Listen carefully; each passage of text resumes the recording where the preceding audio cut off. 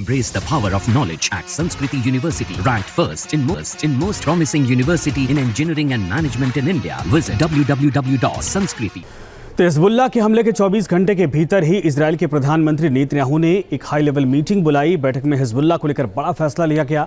North Israel को लेकर बातचीत की गई। नेतन्याहू ने मीटिंग में क्लियर कर दिया कि अब दक्षिणी लेबनान से हिजबुल्लाह के टेरर को खत्म करना बेहद ज़रूरी हो चुका है, क्योंकि नॉर्थ इजराइल के लोग 11 महीने से लगातार परेशान हैं और इस परेशानी का अंत तभी है जब हिजबुल्लाह का खात्मा हो जाए।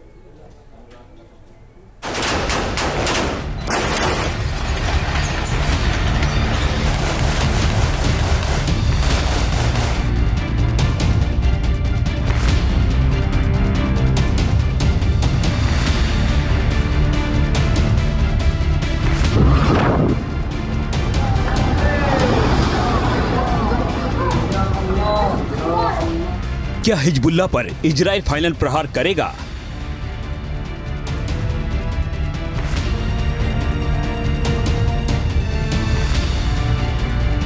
क्या दक्षिणी लेबनान में मिसाइल से वार होगा?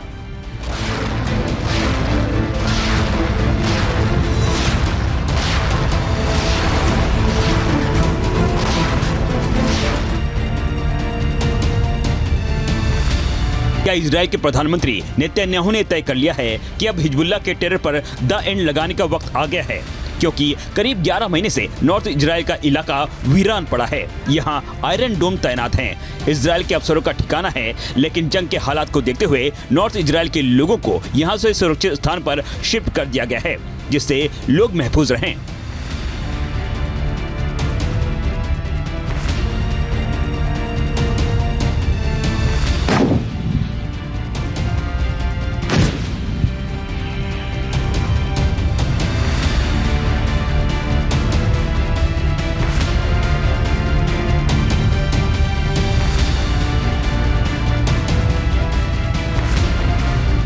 नॉर्थ इजराइल और हिजबुल्लाह को लेकर इजराइल के प्रधानमंत्री नेतन्याहू ने एक बैठक की।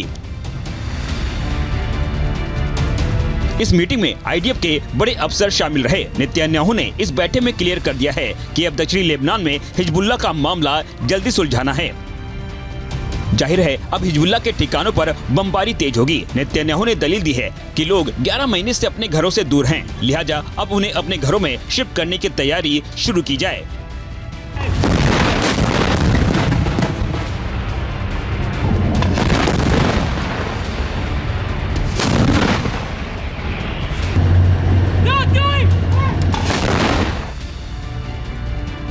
इसके लिए इजराइल ने प्लान भी बनाना शुरू कर दिया है। आईडीएफ ने दक्षिणी लेबनान और उत्तर में इजराइल की सीमाओं से 150 किलोमीटर से अधिक दूर हिजबुल्लाह के उन इलाकों को टारगेट किया है। ये वो इलाका है जहां हिजबुल्लाह का गोला बारूद डिपो है।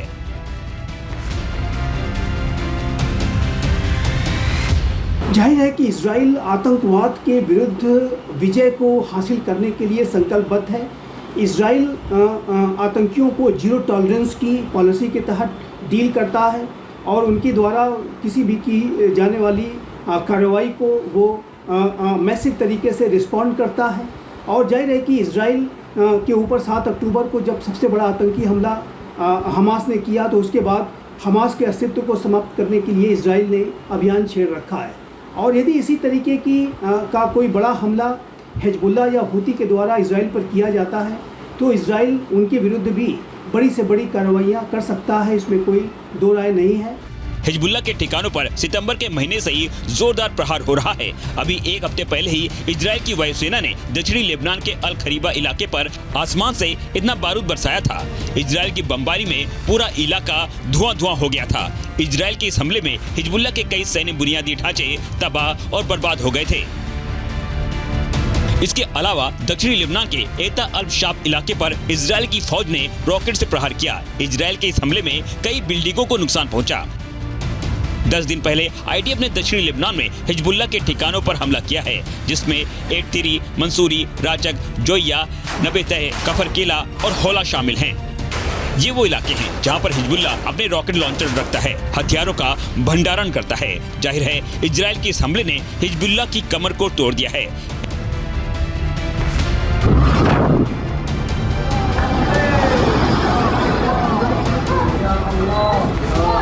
इसराइल के लिए ये बेहद आवश्यक है कि वो आतंकवादियों के विरुद्ध कड़ी से कड़ी कार्रवाई करे, नहीं तो ये आतंकी 7 अक्टूबर जैसी जो हमलों की साजिशों को भविष्य में भी रच सकते हैं। इसराइल के लिए हमास के ऊपर विजय इसलिए भी बेहद आवश्यक है ताकि ये हिजबुल्लाह और हुती को स्पष्ट रूप से मैसेज दिया जा सके, चेतावनी दी जा सके कि यदि उन्होंने 7 अक्टूबर जैसा कोई हमला इसराइल के ऊपर करने की कोशिश की तो हिजबुल्लाह और हुती का भी वही हश्र होगा जो कि हमास का हुआ है।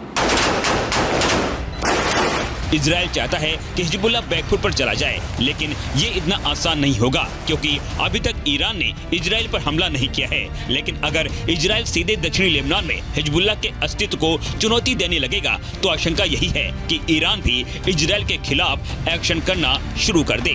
Team news nation. Embrace the power of knowledge at Sanskriti University, ranked first in most promising university in engineering and management in India. Visit www.sanskriti